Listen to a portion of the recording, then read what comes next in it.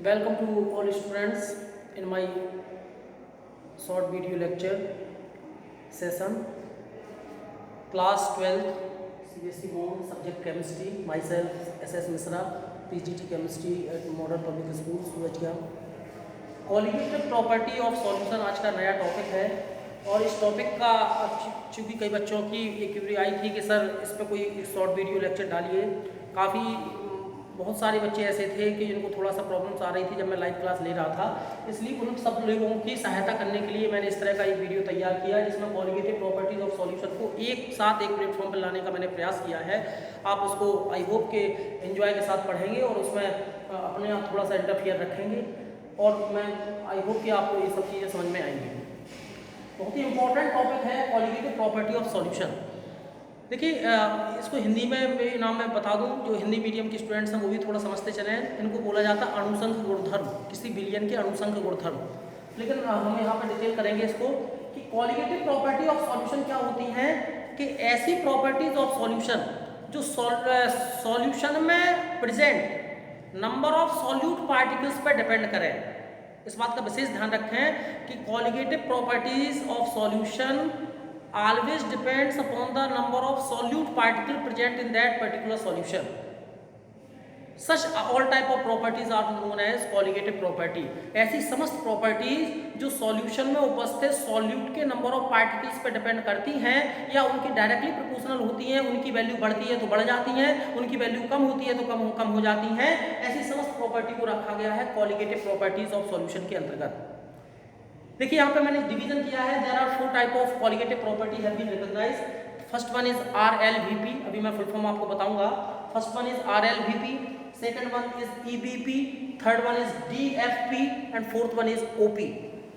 यहाँ पे ओम प्रकाश नहीं है, ऑस्मोटिक प्रेशर से नाम है, आप थोड़ा सा समझते चले. RLVP का मतलब है relative lowering of vapour pressure. Relative lowering of vapour pressure. EBP का मतलब है elevation in boiling point. Third one is DFP जिसका मतलब है डिप्रेशन इन फ्रीजिंग पॉइंट. और लास्ट है आपका OP जिसका मतलब है ऑस्मोटिक प्रेशर. आइए एक एक करके डिस्कस करें. Relative lowering of vapour pressure. देखिए होता क्या है, सब में एक चीजें कॉमन चलनी है. केवल ऑस्मोटिक प्रेशर को मैं छोड़ दूं थोड़ी देर के लिए तो तीन जो है उनमें एक जो चीज कॉमन चलनी है वो आप जान लो. वो आपको ये डेफिनेशन हमेशा के लिए याद हो जाएंगी. वो कॉमन चीज आप पकड़ लेगा. कॉमन चीज क्या है कि जब भी किसी प्योर सॉल्वेंट में कोई नॉन वॉलेटाइल सॉल्यूट ऐड किया जाता है तो क्या होता है. जब भी किसी, मैं फिर से रिपीट कर रहा हूं अपनी सेंटेंस को, कि जब भी किसी प्योर सॉल्वेंट में कोई नॉन वॉलेटाइल सॉल्यूट ऐड किया जाता है, जैसे एग्जांपल, जैसे आपके पास एक कंटेनर में वाटर है, सपोज करो 2 या 3 लीटर्स वाटर आपके सामने प्रेजेंट है किसी कंटेनर में. उसमें मैंने वो आपका वॉलेटाइल लिक्विड है. तो जब भी किसी प्योर सॉल्वेंट में कोई नॉन वॉलेटाइल सॉल्यूट ऐड किया जाता है तो नॉन वॉलेटाइल सॉल्यूट क्या है कि जिसकी वेपर्स आपकी ना बनती हो, सॉलिड फेज में जिसकी वेपर्स ना बनती हो वो कहलाता है आपका नॉन वॉलेटाइल सॉल्यूट. तो जब भी किसी प्योर सॉल्वेंट में कोई नॉन वॉलेटाइल सॉल्यूट ऐड किया जाता है तो 3 घटनाएं घटती हैं. एक घटनाओं को बारी बारी से हम लोग जान लिया कि उसके जो वेपर प्रेशर में जो रिजल्टेंट सॉल्यूशन बना है उसके, ठीक है. देखो, और जब भी किसी प्योर सॉल्वेंट में कोई नॉन वॉलेटाइल सॉल्यूट ऐड किया गया तो आपका एक सॉल्यूशन बनके तैयार हुआ. भाई प्योर सॉल्वेंट है, नॉन वॉलेटाइल सॉल्यूट है, दोनों मिल गए तो आपका सॉल्यूशन बन गया. तो जो न्यूली डेवलप सॉल्यूशन है, इन दोनों के मिलाने से जो सॉल्यूशन बना है उसमें उसके वेपर प्रेशर में कमी आ जाती है. और ये कमी किसकी तुलना में आती है? प्योर सॉल्वेंट के अपने वेपर प्रेशर की तुलना में जो न्यूली डेवलप सॉल्यूशन है, जो इन दोनों को मिलाने से बनाया गया है, उसके वेपर प्रेशर में कमी आ जाती है और उसी को बोला जाता है relative lowering of vapour pressure. और रिलेटिव जो वर्ड है वो इसलिए चूंकि रेफरेंस हम किसको मान के चल रहे हैं, प्योर सॉल्वेंट की तुलना में कमी आ जाती है. Therefore it is known as relative lowering of vapour pressure.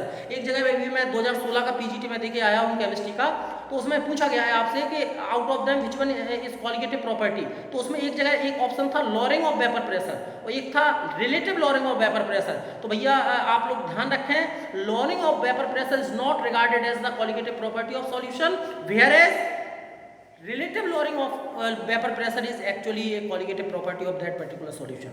इस बात का ध्यान रखें, lowering of vapour pressure is not property colligative property of that particular solution, whereas relative lowering of vapour pressure is colligative property.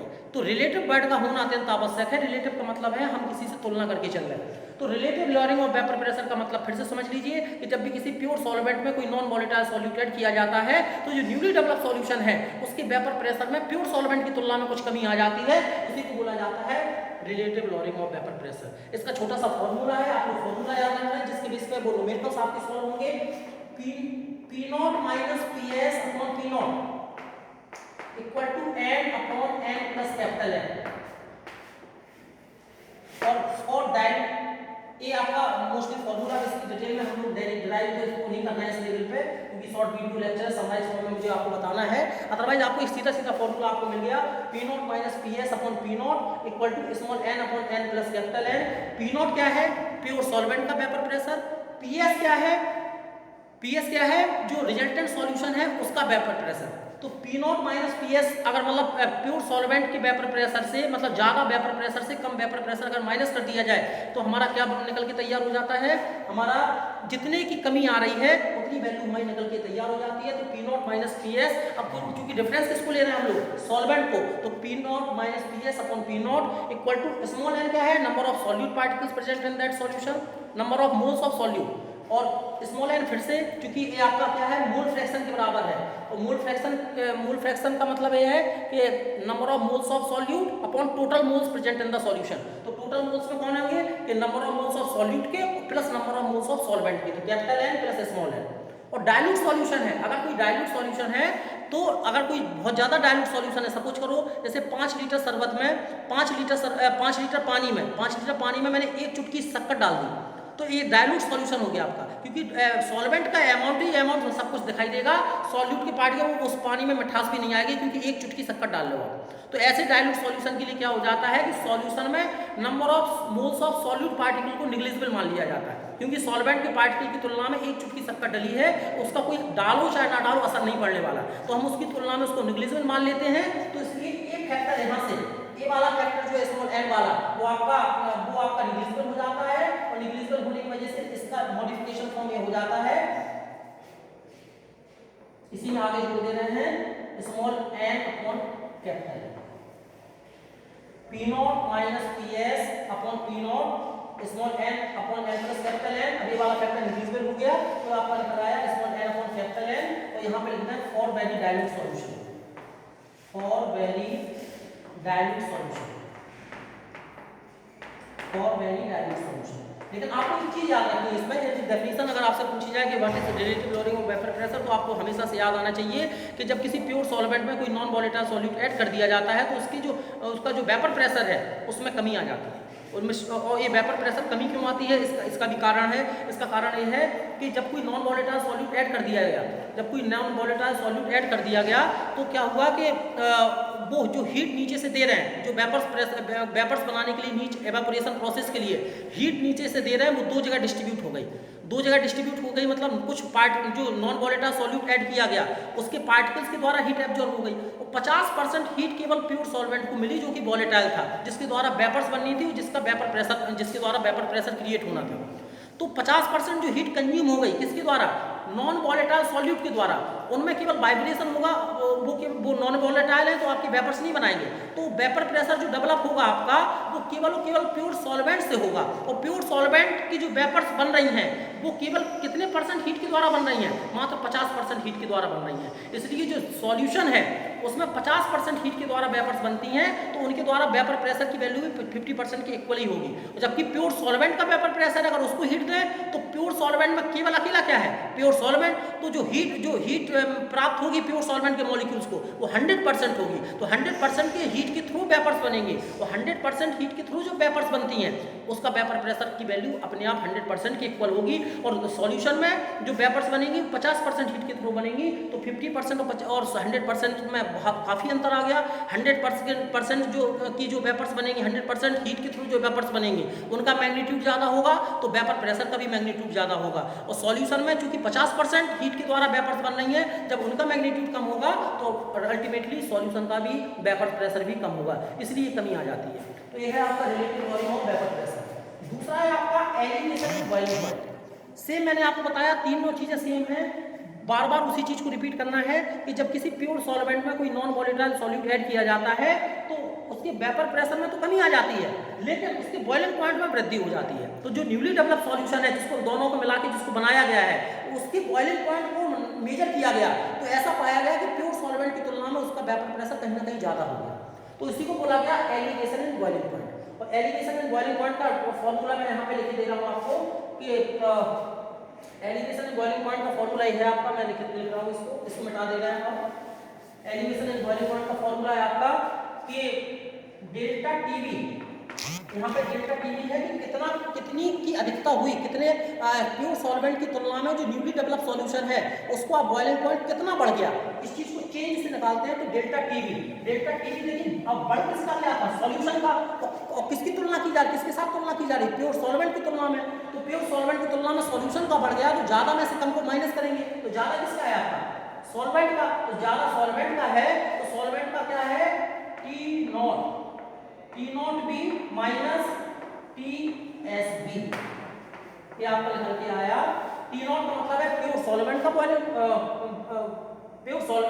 ज्यादा में से तो solution में से सॉल्वेंट का माइनस करेंगे, क्योंकि सॉल्यूशन का आपका ज्यादा हो रहा है और सॉल्वेंट का आपका कम है। तो डेल्टा टीवी निकलता है TS माइनस टी नॉट।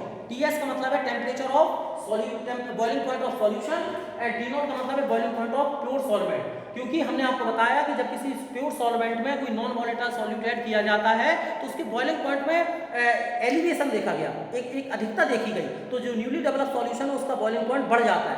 तो सॉल्यूशन के बॉइलिंग पॉइंट से जब प्योर सॉल्वेंट का बॉइलिंग पॉइंट माइनस करते हैं तो हमें इस बात का पता चल जाएगा कि कितना अधिक हुआ, प्योर सॉल्वेंट का कितना था और बाद में सॉल्यूशन बना उसमें कुछ ज्यादा देखा गया, तो कितना ज्यादा देखा गया, इस बात की जानकारी कैसे मिलेगी कि ज्यादा में से कम को माइनस कर दें तो हमें पता चल जाएगा कि कितना ज्यादा हुआ। समझे, जैसे मैं एक छोटा सा एग्जांपल दूं, जैसे प्योर सॉल्वेंट का सपोज करो बॉइलिंग पॉइंट है 100 डिग्री सेंटीग्रेड, प्योर सॉल्वेंट माना वाटर, उसका 100 डिग्री सेंटीग्रेड है, और जो सॉल्यूशन बना उसका बॉइलिंग पॉइंट देखा गया तो 125 डिग्री तो सेंटीग्रेड। तो हमें पता करना कि कितना ज्यादा हुआ, तो 125 ज्यादा में से कम को माइनस करेंगे तो 125 सॉल्यूशन और 100 डिग्री प्योर सॉल्वेंट। तो सॉल्यूशन के बॉइलिंग पॉइंट से प्योर सॉल्वेंट का बॉइलिंग पॉइंट अगर माइनस कर दिया जाए तो हमें जो 25 डिग्री सेंटीग्रेड दोनों का चेंज निकल के आ रहा है वो हमें पता चल जाएगा कि इतना अंतर हुआ, दोनों में इतना परिवर्तन आया जब प्योर सॉल्वेंट का बॉइलिंग पॉइंट और प्योर सॉल्यूशन का बॉइलिंग पॉइंट में 25 डिग्री सेंटीग्रेड का चेंज है, तो 25 डिग्री सेंटीग्रेड ज्यादा है सॉल्यूशन का बॉइलिंग पॉइंट। ठीक है, तो ये आपका delta TV equal to TS minus T nought. और हमें पता है कि डेल्टा टीवी जो होगा, डेल्टा टीवी आपका डायरेक्टली प्रोपोर्शनल होगा small m of molarity of solution. Small m क्या है, molarity, MOLAL, molarity of solution. अब हम क्या करें, प्रोपोर्शनलिटी का साइन हटाते हैं तो मैथमेटिकली पता है मैं हम लोगों को एक कांस्टेंट आता है और कांस्टेंट आपका बोलते हैं हम लोग, देखो इसी को आगे लिख दे रहे हैं कि डेल्टा टीवी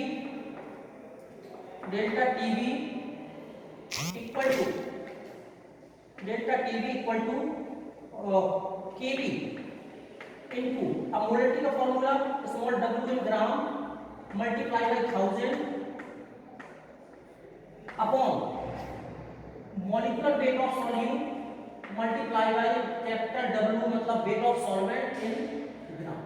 तो ये आपका वेट ऑफ सॉल्वेंट क्योंकि 1000 का हमने मल्टीप्लाई ऊपर करवा दिया है इसलिए इसको हम ग्राम में ले सकते हैं। इस तरह का ये फॉर्मूला आपका एलिवेशन एंड बॉइलिंग पॉइंट का निकल के आ जाता है। आई होप आपको दिखाई दे रहा होगा, मैं थोड़ा क्लियर करवा दूं। देखिए इस तरह से। तो आज की वीडियो के लिए क्योंकि 15 मिनट के ऊपर हो रहा है, एक निश्चित स्पीड वो लिमिट रहती है उसको अपलोड करने की, इसलिए आज हम लोग इसी वीडियो को यहीं पर समाप्त कर रहे हैं। आप लोगों ने relative lowering of vapour pressure और एलिवेशन ऑफ बॉइलिंग पॉइंट के विषय में 2 चीज़ें जान ली।